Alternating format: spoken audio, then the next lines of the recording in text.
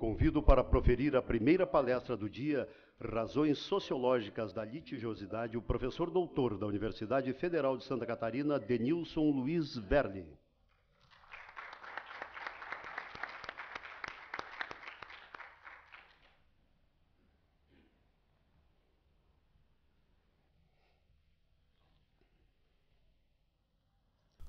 Bom dia a todas e todos. Agradeço o convite que me foi feito pela escola. Na verdade, eu não conhecia as atividades, fiz uma pesquisa e fiquei muito feliz em ver essa atuação ativa na ideia de promover um debate público sobre questões importantes e pertinentes para uma sociedade democrática. E, para mim, é uma oportunidade especial, né? Porque, afinal de contas, eu sou filósofo, né? E filósofo vive a realidade do conceito, né? A gente vive mergulhado em especulações, articulações lógicas entre conceitos, formas de argumentar, etc. E quando surge uma oportunidade como esta agora, né, de discutir um fenômeno concreto, né, ver um fenômeno concreto da sociedade, a litigiosidade, a crescente litigiosidade em várias esferas do sistema judicial, é então uma oportunidade excelente para nós fazermos uma espécie de articulação melhor entre as especulações conceituais e a realidade dos fenômenos, né? E ver como é que essas coisas podiam ser articuladas, né? Eu vi também pela programação do evento, né, que provavelmente vocês já estão muito bem informados sobre as várias dimensões do problema da litigiosidade. E, mesmo assim, percorrendo um pouco a literatura, a gente vê que há uma série de pesquisas muito bem feitas sobre as causas, tanto internas quanto externas, dessa explosão da litigiosidade no sistema judicial, né? Várias pesquisas sobre os volumes de processos, né? Como é que a justiça tem reagido a isso, perfil dos atores, né? Os próprios cidadãos, instituições da sociedade civil, as empresas, instituições privadas, os próprios advogados, o próprio sistema, o próprio poder público, né? Como é que isso todos eles interagem entre si de forma dinâmica para, digamos, até estimular essa litigiosidade, né?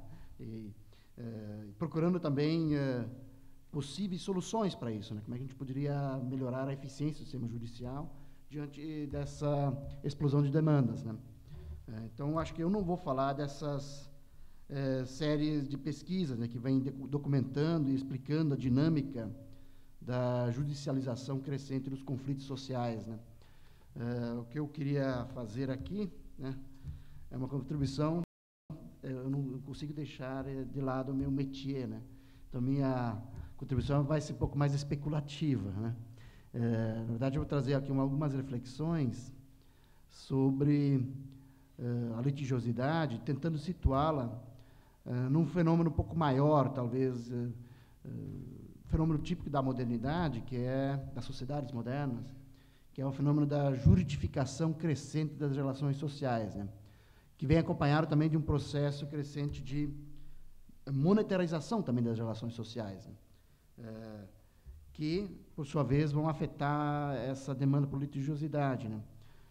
A minha ideia, assim, uma hipótese assim, para orientar um pouco as minhas reflexões, elas não vão ser muito sistemáticas, elas são mais abstratas, não tão sistemáticas. O que pode, à primeira vista, parecer que elas, por serem abstratas, elas vão se afastando da realidade, mas eu, na verdade, como filósofo, acredito o contrário. Na verdade, a realidade está ainda no abstrato, né? Quanto mais abstrato você é, mais real você é, né? E aí, eu estou com uma hipótese aqui de que eu iria testar com vocês, né? Que ela é, na verdade, a litigiosidade ela é claramente uma expressão da crescente centralidade da linguagem dos direitos na nossa vida, na vida social e política, porque numa sociedade em que o direito ele assume funções, pelo menos duas funções importantíssimas, né, que fazem com que ele penetre nas raízes, nos vários domínios da vida social, né? A função de integração social, quer dizer, o direito ele estabiliza expectativas de comportamento legítimas que eu posso esperar um dos outros, né? Então, ela é uma expressão da nossa ideia de reciprocidade, de justiça, né? Ela é encarnação. Mas, mais do que isso, ele também é um instrumento de legitimação, né? Legitimação política. Ele, na verdade, a linguagem dos direitos é a forma predominante pelas quais os diferentes atores da vida social, os diferentes indivíduos, né, articulam suas reivindicações de justiça, né, ou reivindicações políticas uns para os outros, né, ou o modo pelo qual elas articulam suas experiências de injustiça, as mais variadas, né, de humilhação, de sofrimento, de opressão, de exploração e assim por diante. Então, ela é também a linguagem que possibilita novas formas de integração social, né? Ao mesmo tempo que ele estabiliza, de um lado, expectativas de comportamento que eu posso ter em relação aos demais, ele também é aquele que dá a gramática dos conflitos morais, é o modo pelo qual os indivíduos articulam suas demandas, né? Predominantemente, há outras maneiras, mas predominante é pelas linguagens dos direitos, né? Porque é ali que eles vão articular as experiências de injustiça, de opressão e assim por diante. E o que eu queria mostrar com essas reflexões é que, se de um lado, aparentemente, a litigiosidade tem uma dimensão positiva, afinal de contas, os indivíduos estão articulando suas demandas de injustiça, eles percebem, têm uma percepção dos fenômenos da injustiça, por outro lado, há algo de patológico na crescente litigiosidade. Há uma espécie de, vou chamar patológico, quando alguém usa essa linguagem, ele tem que também dizer o que é o normal, né? O normal seria uma visão do direito, né, que, como integração social que estabiliza expectativas de comportamento e como gramática da justiça, mas também, nesse lado da litigiosidade, há uma espécie de patologia quando há um desvirtuamento dessa função original do direito, e o direito passa a ser visto de forma instrumental e estratégica, e não mais como a linguagem da justiça deixar um pouco de lado a favor de uma linguagem mais instrumental de ganhos e perdas, né? E que eu acho que também, por isso estou dizendo que juridificação e monetarização andam juntas, né? E para fazer essa reflexão, né, mostrar esse caráter ambíguo do próprio, eu acho que na verdade é o caráter ambíguo do próprio direito, né? Eu vou me valer de umas intuições ou ideias desenvolvidas por Habermas, Jürgen Habermas, filósofo alemão, né, ainda vivo, né? Que entende a filosofia, o cerne da filosofia, como uma teoria crítica da sociedade, né? Ele tem uma série de reflexões sobre a constituição dessas sociedades modernas, o papel que o direito vai desempenhar ali dentro. Então, vou pegar algumas ideias do Habermas na Teoria da Ação Comunicativa, um texto de 1981, em que ele faz um diagnóstico tanto das crises do estado de bem-estar social, né, e também do próprio socialismo real, a experiência soviética e tal, né, passa a fazer uma análise dos impasses da sociedade moderna e vê um dos principais problemas, a crescente juridificação das relações sociais, né. Esse diagnóstico muda nos anos 90, 92, escreveu um outro livro, em que o problema não era mais este, mas o problema era a monetarização, né, os imperativos econômicos dominando todas as esferas da vida social, instrumentalizando, inclusive, o direito. Aí ele passa também a ver no direito uma possibilidade de frear esse processo, né? Por isso o direito ele vai ter esse caráter ambíguo, né? Por isso eu também acho que a litigiosidade tem um caráter ambíguo. Acho que provavelmente outros palestrantes já devem ter dito isso, né, antes, né? Mas o que eu queria dizer é situar isso nessa dimensão um pouco mais abstrata, né? No ponto de partida do Habermas, então vou primeiro falar um pouco do Habermas, dessa ideia da juridificação, né, para depois, então, voltar ao tema da litigiosidade, né. Então, o Habermas, nessa obra, Teoria da Ação Comunicativa, né, ele tem um pressuposto básico da vida social, né. Ele vai afirmar que os seres humanos são basicamente apresentados como seres que se comunicam entre si. A comunicação é a base da organização da vida social. Só que não é não só a comunicação do ponto de vista linguístico, da fala, né, a gestual ou de símbolos, né. E a gente qualquer experiência cotidiana nossa mostra a importância das várias formas de comunicação que os seres humanos têm entre si, né. O que ele quer dizer lá que os indivíduos, eles na verdade, quando começam a produzir sua própria existência, a ideia de reprodução material da sua existência, e também a reprodução simbólica da sua existência, se dá por meio de estruturas comunicativas. Essas estruturas comunicativas, geralmente, no início, voltadas para o entendimento mútuo, né? E ele diz, olha, mas há diversos tipos de comunicação que a gente pode pensar, né? Elas podem ser agrupadas em dois grupos, né? De um lado, você tem o que ele chamou de racionalidade comunicativa e discursiva, que é a ideia de que as pessoas criam e mantêm relações sociais através da resolução conjunta de problemas e coordenam entre si diferentes planos de ação. Então, a ideia é que os indivíduos se comunicam entre si, e o Habermas diz que isso se dá num âmbito da vida social chamado mundo da vida. Mundo da vida, que é a ideia de que ali há estruturas intersubjetivas de reconhecimento recíproco, em que as pessoas tentam coordenar seus planos de ação e os possíveis conflitos que vão surgindo daí a partir de uma interação discursiva, né, por meio de uma prática dialógica, em que cada um pode assumir posição sim ou não, diante de certos proferimentos, né, e aí elas vão organizando sua vida a partir do entendimento mútuo. Então, no princípio, era o mundo da vida. Né? Digamos, o Habermas diz que isso é o fato fundante da sociabilidade humana. Claro, nesse fato discursivo, na resolução dialógica, discursiva dos conflitos, está inscrito, obviamente, um grande risco de dissenso. Então, os indivíduos podem discordar ou divergir bastante sobre a modo normal, o modo mais adequado de resolver algum tipo de controvérsia. E para amortizar esse risco de dissenso, o que vai acontecendo? As pessoas vão estabilizando certas expectativas em práticas costumeiras, né, ou instituições e arranjos institucionais, né, que vão sedimentando certas práticas costumeiras e resolver conflitos. Claro que o Habermas faz uma longa discussão sobre isso, que obviamente eu não vou cansar vocês para explicar o que é essa ação comunicativa. Vai lá, recorre uma teoria dos atos de fala, etc., etc., né? Do Austin, né, que é também um grande jurista, né? Então, tenta resolver por isso, né? Então, há esse forte risco de dissenso escrito nessa resolução dialógica de conflitos, né, do mundo da vida, né, que era justamente esse saber pré-teórico que os indivíduos vão acumulando a partir das práticas de resolução de conflitos. Eles vão acumulando esse saber pré-teórico e vão sedimentando ele em hábitos, né, ou em instituições. E o que acontece é que, no decorrer do próprio processo de socialização, que os indivíduos vão adquirindo isso, né, e à medida que as sociedades vão se tornando cada vez mais complexas e diferenciadas, né, tanto a reprodução material quanto a reprodução simbólica vão se tornando cada vez mais complexas, né, cada vez mais fragmentadas. Já não há mais, por exemplo, a ideia de cultura, por exemplo, como uma unidade de significados que todos nós compartilhamos. Essa é uma ideia que ficou no passado, né? Atualmente, nós vemos uma pluralidade de visões de mundo, de doutrinas morais, filosóficas, políticas abrangentes, que não apenas são diferentes, mas muitas vezes inconciliáveis entre si, né? Então, não há mais... isso dificulta extremamente essa forma dialógica de resolução de conflitos. O Habermas chama isso de tese do empobrecimento cultural das sociedades modernas e a perda de sentido.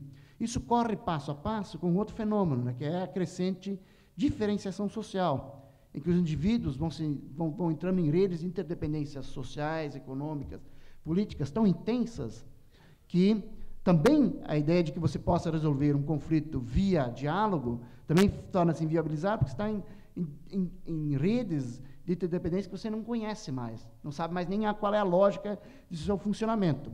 Então, Habermas vai dizer, olha, ao lado, então, dessa racionalidade discursiva, que é o protótipo, é o que é o normal, digamos, da sociabilidade, surge uma outra forma de articulação, de resolução de conflitos, de coordenação nos planos de ação, que é a racionalidade sistêmica, predominante instrumental e estratégica.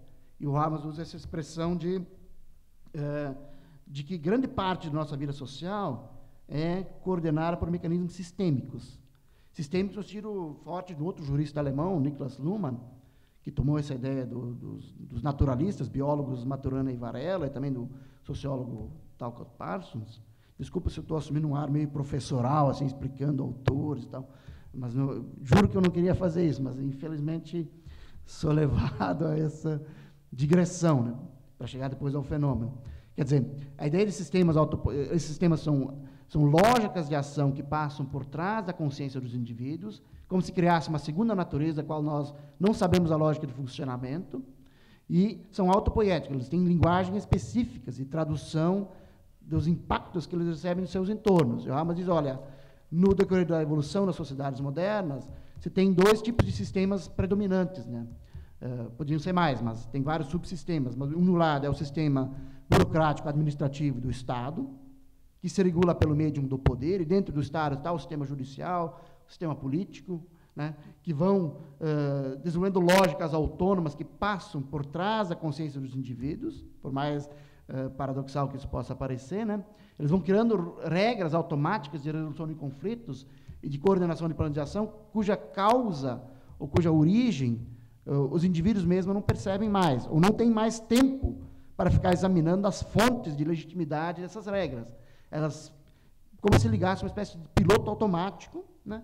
E vão girando e vão implementando regras, interpretando, criando uma própria dinâmica própria dentro desse sistema. Isso é um lado, um sistema burocrático administrativo do Estado, que inclui os 3 poderes, né? E de outro, claro, o sistema econômico da economia de mercado, e que também a prática de produção, né, da nossa vida social está sob uma lógica que nós desconhecemos, né? Uma lógica que passa por trás de nós, que ele chama de, um pouco num estilo mais marxista, ele chama isso de lógica de autovalorização do capital, né, em que o sujeito do processo é a própria economia, e nós somos meio que penduricalhos desse processo. Isso é tão forte, né, esse fetichismo, né, que basta ler o valor. Eu tenho certeza que se você abrir o Valor Econômico hoje, o jornal, né, vai lá dizendo que o mercado está nervoso, o mercado tem expectativas, né? Quer dizer, o sujeito do processo é essa instância autônoma, o mercado, né? E o restante, nós somos uma espécie de sustentáculos disso, né? Mas é um espaço como se fosse um espaço não normativo, né? Isto, para o Hamas, tem um lado ambíguo. De um lado, é inevitável que haja essa dimensão sistêmica da vida, né? Porque, afinal de contas, estamos vivendo em uma sociedade muito complexa, não temos como ficar a todo momento perguntando e tentando resolver conflitos a partir dessa forma dialógica, né? Mas, ao mesmo tempo, isso é um lado patológico disso, né? Por quê? Porque essa racionalidade sistêmica, que, de início, surge de forma complementar a essa racionalidade mais comunicativa e discursiva, no sentido de que ela reduz, racionalidade sistêmica reduz complexidade, né? É eficiente, e assim por diante, ao mesmo tempo ela se volta de forma colonizadora para as dimensões do mundo da vida. Então, o Hamas chama isso de colonização sistêmica do mundo da vida, ou colonização do mundo da vida por imperativos sistêmicos. E isso ele identifica em 2 fenômenos, né? De um lado, uma crescente juridificação das relações sociais, em que o direito passa a regular situações que antes eram reguladas de forma discursiva, né? Ele vai descrever, vou falar depois disso, um pouco das ondas de juridificação, né? Que ele vai penetrando em todos os âmbitos da vida social, né? Regulamentando tudo. Isso vai ter esse caráter ambíguo, porque ele vai fazendo com que os indivíduos abandonem a prática discursiva de resolver problemas e adotem uma prática sistêmica de resolver problemas. O indivíduo, ao invés de falar com o seu vizinho sobre a música alta, ele resolve chamar o policial, né? Ou qualquer pendenga pessoal chama-se o judiciário, né? Vejo isso na nossa universidade, nas nossas práticas de aula. Ao invés do aluno vir falar com o professor, dizendo, olha, sua aula não está muito agradável, o senhor me desrespeitou assim, ele vai direto para a ouvidoria. E da ouvidoria abre um processo disciplinar, né? Então, então, a juridificação, ao mesmo tempo que ela... Isso vai ter uma causa para o Habermas, mas por que isso acontece, né? Porque isso anda também junto com outro fenômeno, né? Que é a monetarização das relações de existência.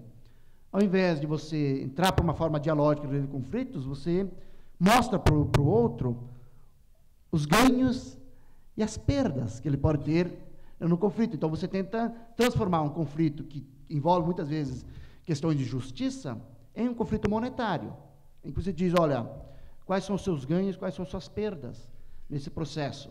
E tenta comprar o outro, porque o dinheiro é um mecanismo muito mais fácil de resolução de conflitos, né? Porque ele não envolve todo o ônus, que é você examinar a legitimidade da sua reivindicação, esperar que o indivíduo de contraria ou não, né? Você pode simplesmente ir lá transformar um conflito, que é um conflito de justiça, num conflito monetário, e resolve-se mais facilmente esse problema. Isso vai minando, isso chama patológico, porque por Hamas diz que vai minando aquilo que é constitutivo da nossa existência, e vai aumentando os graus de, uma expressão que ele usa, os graus de reificação da nossa existência. A expressão alemã ali é Verdinklichung, que é a ideia de você tornar-se coisa, ou a coisificação. Na verdade, então, cada vez mais os indivíduos vão olhar uns para os outros, né, Não na forma como dois sujeitos com pretensões de justiça, de validade moral, de correção moral, que estão ali tentando se enfrentar, que divergem entre si em torno do que é a justiça. Não são esses sujeitos falantes. O que vai acontecendo cada vez mais é que o indivíduo vai olhar o outro como uma espécie de objeto. Vai olhar, inclusive, o próprio direito, diz o Habermas, como uma espécie de objeto, uma coisa que eu tenho, que eu mobilizo contra um outro. Né? É uma posse minha. Eu sou a palavra portador de direitos tem essa ambiguidade. O indivíduo passa a olhar o direito como uma espécie de instrumento para eu resolver o conflito com os demais. Você não examina a estrutura interna do direito. Né?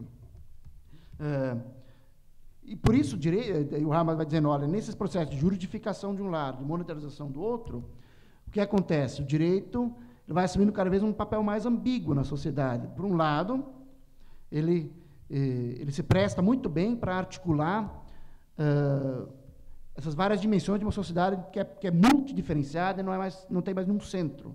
O direito permite tanto articular as relações entre os sistemas, né, entre o sistema econômico, o sistema judicial, o sistema político e a burocracia administrativa do Estado. Ele é uma linguagem que perpassa tudo isso, né? Ao mesmo tempo, ele é uma linguagem que articula as próprias instâncias de reconhecimento intersubjetivo do mundo da vida. Então, ele permite também que nossas demandas de justiça, que vêm das nossas esferas da vida cotidiana, do mundo da vida, afetem o sistema econômico, via linguagem jurídica. É dessa maneira, dessa juridificação crescente, que o direito passa a ser a nossa única opção de fazer-nos entender para os demais as nossas pretensões de justiça. Porque o resto, digamos, diante de uma fragmentação cultural gigantesca, uma pluralidade de visões de mundo, né?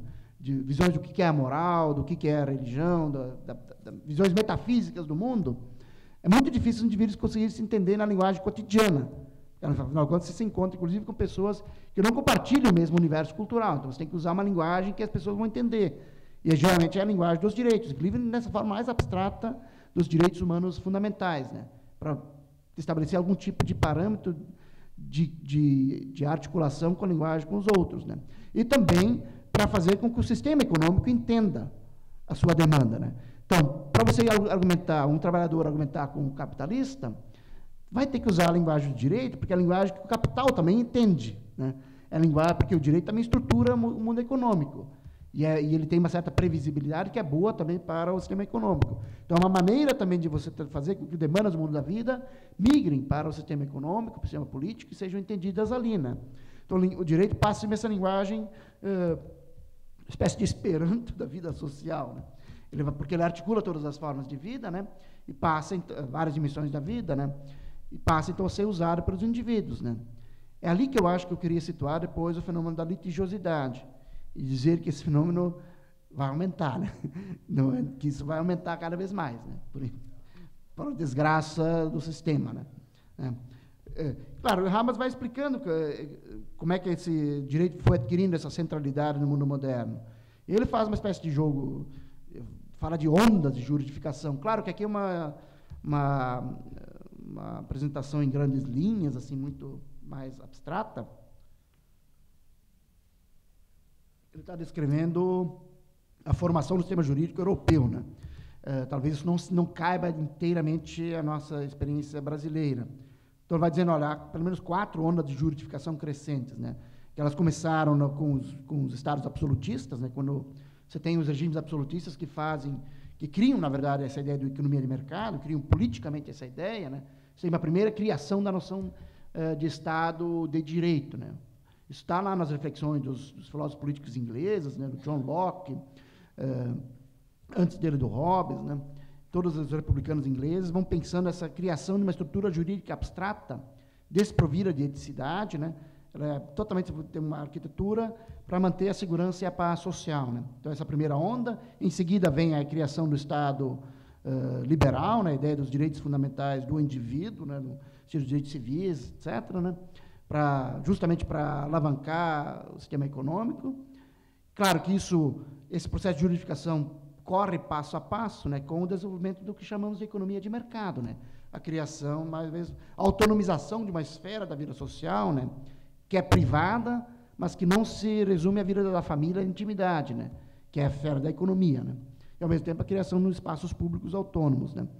É claro que, quando a economia de mercado vai se desenvolvendo, logo surge, na consciência dos próprios indivíduos, que veem suas vidas sendo tragadas por essa economia de mercado, surge para eles a consciência de que há alguma coisa contraditória no sistema do Estado liberal, né? Afinal de contas, o Estado liberal diz que a liberdade é para todos são livres e iguais perante a lei, né?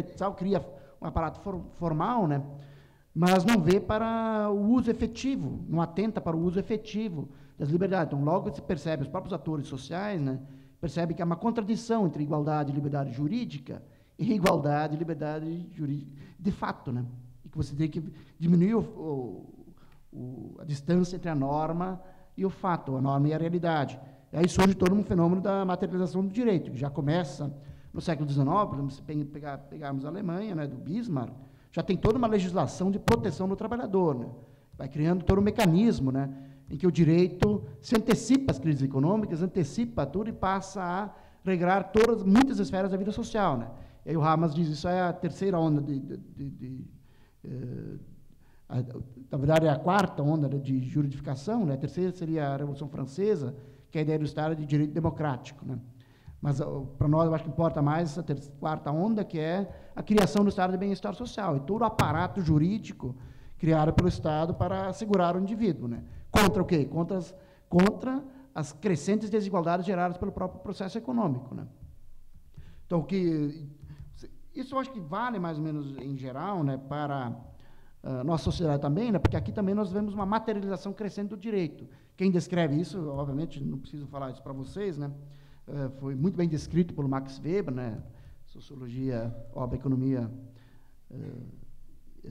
e Sociedade, né, em que vai descrevendo como é que se dá esse processo quando o direito vai mergulhando em várias dimensões da vida social, regulamentando a aposentadoria, toda a prática da seguridade social e assim por diante, né.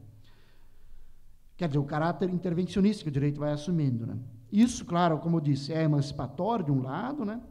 Por quê, né?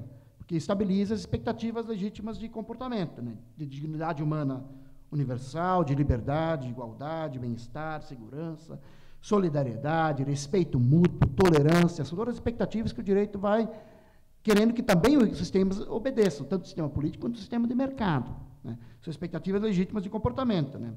E aí o direito também torna possível uma vida emancipada, né? Que você possa, na verdade, articular, por meio dessa linguagem do direito, os momentos, os sentimentos de injustiça, quando você percebe que aquelas expectativas normativas não foram cumpridas, né? E para corrigir as relações sociais de desvios patológicos, né? Então, voltando ao tema, então, depois dessa reflexão mais abstrata, voltando ao tema da litigiosidade, né, a ideia de que os conflitos vão ser resolvidos cada vez mais nos tribunais, que tem um lado comunicativo também, mas tem um lado bastante instrumental, né, não deve, então, obviamente, ser visto apenas como um fenômeno negativo, né, no sentido de sobrecarregar o sistema judicial. Acho que vocês também têm consciência disso, né. Afinal, o que isso mostra? Mostra que os cidadãos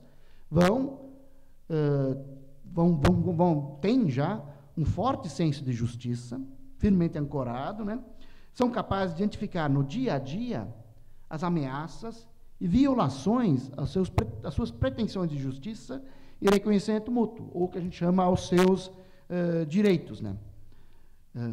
Eu acho também, do ponto de vista mais sociológico, a litigiosidade também tem uma importância muito grande, né? Porque você pode ver ali um indicador, né, do grau de arbitrariedade da vida social, né, o grau de violência da vida social.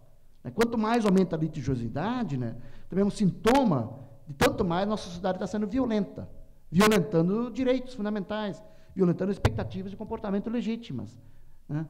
Então, você pode tomar isso como um sintoma do travamento da sociabilidade, né, em que se choca, as expectativas de comportamento se chocam com as suas violações, né. Então, a litigiosidade é um fenômeno, claro, né, de uma fragmentação crescente da sociedade, né, da substituição desse mecanismo de mediação de conflitos por meio de uma prática mais discursiva por uma prática mais conflituosa, né.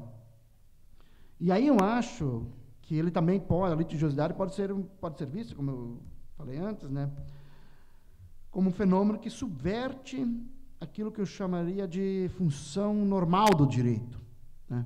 Que é que o direito não é mais visto como aquele código que estabiliza expectativas de comportamento legítimas que uns podem ter em relação aos outros, né? Nem mais como na sua função de legitimação social, né? Ele vai perdendo cada vez mais sua estrutura intersubjetiva, né? E vai adquirindo cada vez mais o aspecto de uma coisa que os indivíduos vão mobilizando uns contra os outros, né? Eu acho que são os dois fenômenos, né? Você tem, de um lado, o direito, ele tem toda uma estrutura intersubjetiva, afinal de contas, o direito positivado, ele é fruto das relações sociais entre as pessoas, né? Do legislativo e tal, né? E ele, longe de ser uma coisa, na verdade, longe de eu, na verdade, eu não deveria me entender só como portador de direitos, mas como aquele que tem certos deveres para com os outros, né? Especificados, mostrando a estrutura intersubjetiva do direito. O direito, ele é uma expressão de relações de reconhecimento mútuo que indivíduos estabelecem entre si, quando eles se fazem a pergunta se querem regular sua vida coletiva, que implica também os espaços da vida cotidiana, né, pelos meios do direito positivo. Quando a gente se faz essa pergunta, o que nós temos que fazer? Nós temos que ver o que isso pressupõe. Quando eu quero pegar os direitos subjetivos fundamentais como regra para regular a minha vida coletiva. Isso implica certas expectativas de comportamento, né? Então, ele tem uma estrutura intersubjetiva, ele é ou uma estrutura relacional. E o que acontece com a litigiosidade é, cada vez mais, né, o indivíduo, não percebendo essa dimensão intersubjetiva, né, e vendo no direito muito mais uma coisa, né, tendo uma relação também instrumental com o direito. E aí talvez seja também um motivo da explosão, né? Mas isso decorre da própria violência das relações sociais, né, em que indivíduos desrespeitam continuamente essas regras estabelecidas para a vida coletiva, né? Então, eu acho que a litigiosidade é esse fenômeno ambíguo, né, que ela pode ser expressão, então, de duas coisas: expressão no senso de justiça dos cidadãos, diante do que das experiências de violação de expectativas legítimas de comportamento, em diversas esferas da vida social, mas também como sintoma de reificação, né?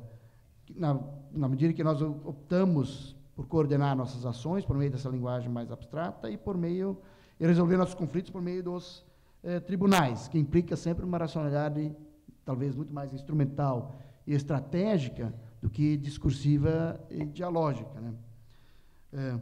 Eu também arriscaria dizer, né, com a predominância cada vez mais forte da lógica da economia de mercado em diferentes âmbitos da vida social, né, que não é só o sistema judicial, inclusive no sistema universitário, por exemplo, né, que nós temos que nos render aos imperativos de produtividade, passamos a julgar nossos companheiros e colegas para ver quanto você publicou e quanto você deixou de publicar, né, como sintoma de reconhecimento social, né, a gente instrumentaliza, inclusive, assim, né. Diante desse fenômeno do sistema da economia e mercado, entrando em várias dimensões da vida social, eu arriscaria dizer que a litigiosidade é também um fenômeno de colonização do direito por imperativos econômicos, né, em grande parte, né. E você tem uma espécie de indústria das causas, né, que mobiliza isso, né. Por quê, né? Porque ao invés, muitas vezes, e aí vocês me corrigem, né, os tribunais, ao invés de adotar uma linguagem da justiça, muitas vezes adotam essa linguagem do que você perde, do que você ganha. Isso, claro, não há alternativa para o indivíduo, afinal de contas, ele não tem o que fazer, né? Mas isso é um reflexo de um processo patológico da sociedade, né, em que cada vez mais nós perdemos aquilo que é constitutivo da nossa sociabilidade e passamos, que é uma relação de coordenação da ação e de resolução de conflitos por meio do entendimento mútuo, substituímos isso por mecanismos estratégicos e instrumentais de resolução de conflitos, né? E isso fere o modo como nós nos entendemos como seres livres e iguais, né? Eu acho que isso também é o risco, talvez, a ambiguidade também dos mecanismos, às vezes, que o judiciário usa para tentar evitar a litigiosidade, como é a ideia de mediação, de conciliação, né, antes, né, transformar um litígio, você tentar já resolver ali, né. O problema é que, às vezes, isso se transforma numa linguagem de perdas e ganhos, e a linguagem da justiça também desaparece, né? Essa parece-me ser uma ambiguidade, embora eu não veja nenhuma alternativa viável no horizonte, né? E também acho que, do jeito que a vida social está transcorrendo, né, que a litigiosidade tende a expandir-se, né? Era isso.